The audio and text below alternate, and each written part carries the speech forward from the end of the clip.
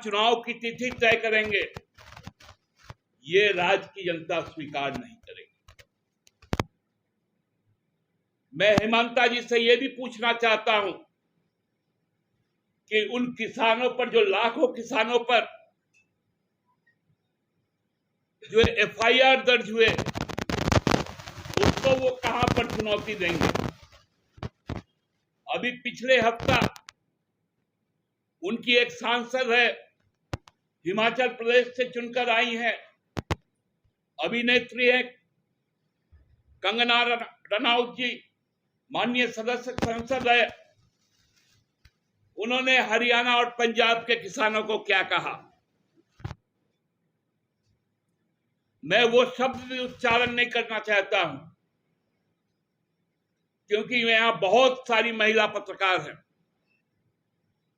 इतना विभत्स और गंदे शब्द का प्रयोग करने वाले भारतीय जनता पार्टी के सांसदगण किसानों के संबंध में कहते हैं। यही मनोभावना आदिवासियों के प्रति है, यही भाव वो दलित वंचितों के साथ रखती है, और खासकर मुसलमानों के खिलाफ उनका जो जहर है वो तो अंतहीन है। इस तरह से झारखंड को नहीं देखा जाना चाहिए। झारखंड समग्र रूप में सबसे पुरानी लोकतांत्रिक व्यवस्था को आदिवासी मूल समाज कायम रखता है, जहां सामूहिकता है, सामुदायिकता है, लोगों में भाईचारा है। वैसे राज्य में आकर इस तरह का जहर बोलने वाला व्यक्ति इस राज्य का कभी हितैषी नहीं हो सकता।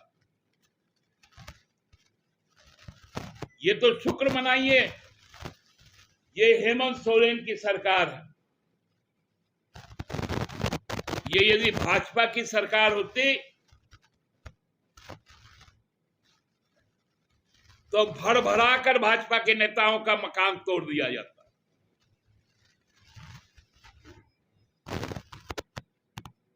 बुलडोजर चलाया जाता। जिस प्रकार मध्य प्रदेश में और उत्तर प्रदेश में आप लोगों ने देखा,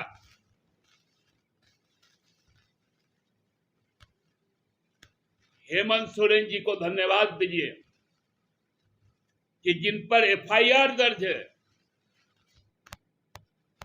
वो भी अपनी बात कह पा रहे हैं। मैं तो हेमंता जी से कहूंगा, अपनी नेताओं की इस बात से आप अवगत हो जाइए कि आपके बगल में बैठकर नेता प्रतिपक्ष बोल रहे थे, मुझे सुनाई पड़ रहा था कि पुलिस पत्थर लेकर आई थी और हम लोगों को पत्थर दिया गया,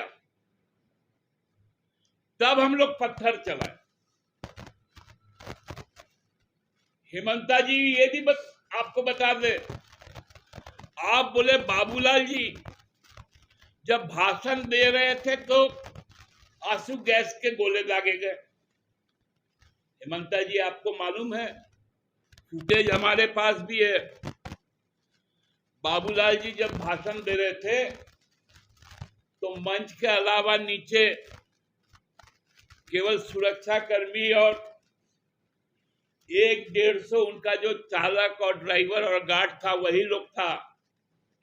बाकी सभी उपद्रवी गुरुजी के घर के सामने आ गए थे, ऑक्सीजन पार्क के सामने आ गए थे। बाबूलाल जी का भाषण सुनने वाला कोई नहीं था, तो बाबूलाल जी को सुनने वाला कोई नहीं था, उपद्रवी सब यहां था। तो वो बाबूलाल जी के समय में ही कर रहे थे उपद्रव। क्या नेता है आपके पास कि समर्थक नहीं है, उपद्रवी है? तो उस समय आंसू गैस के गोले ला दे। छोड़े गए। हेमंता जी बताइए ना, जिस कार्यक्रम में आपके प्रभारी, आप तो सह प्रभारी है, असिस्टेंट है, जो आपके सीनियर हैं शिवराज जी,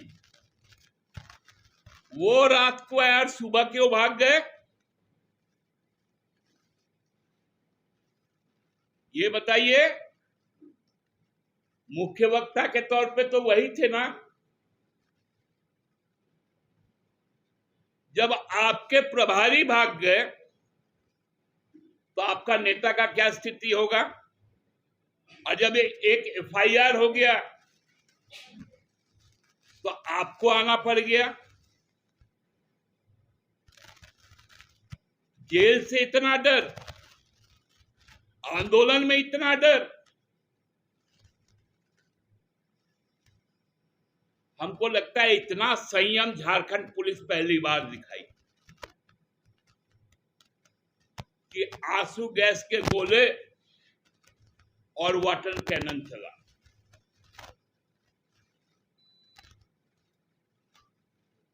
सब अपना अपना गाड़ी में बैठ के गए, क्योंकि लाठी चार्ज नहीं हुआ।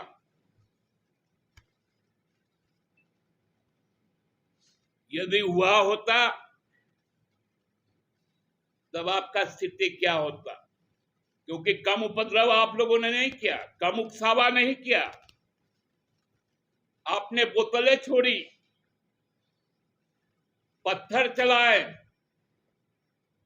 फुटेज है डंडा चलाने का। लोगों के, पुलिसकर्मियों के घायल होने का, उन पे जानलेवा हमला का।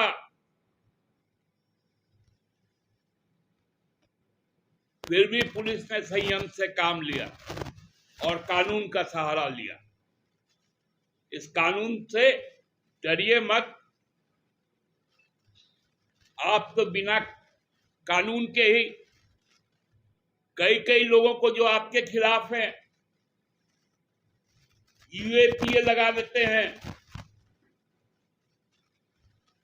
जेलों में अपने एजेंसियों से लोगों को डलवा कर रख देते हैं।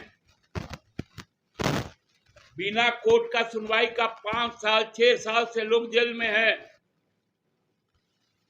फादर स्टेन स्वामी, बिना सबूत के उनका शहादत होता है। ये सब चीजें आपको शोभा नहीं देती आपके मुंह से ऐसा बात सुनने का। इसलिए पराजय स्वीकार कर लीजिए और इस राज को स्थिर रहने। हमसे जुड़े रहने के लिए हमारे YouTube चैनल को सब्सक्राइब करें और नई वीडियो की नोटिफिकेशन के लिए बेल आइकॉन को दबाएं।